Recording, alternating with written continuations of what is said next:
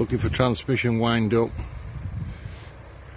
without the diff lock in, so there should be very little transmission wind up. It should come round nice and easy.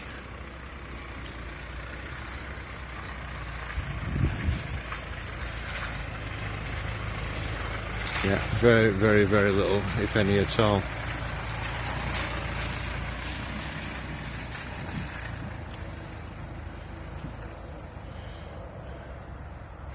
Put diff lock in.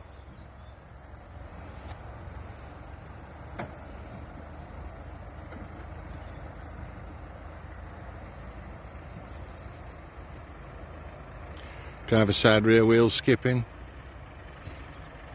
And it's unwinding the transmission.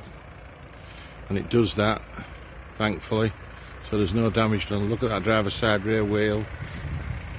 It's having to get rid of wind up because we've got the centre diff lock in, and that is why it's so important never to drive on dry roads or tarmac or grass or anything when it's dry with the centre diff lock in, because you will wind the transmission up and you will break something on the vehicle if the tyres cannot get rid of the wind up.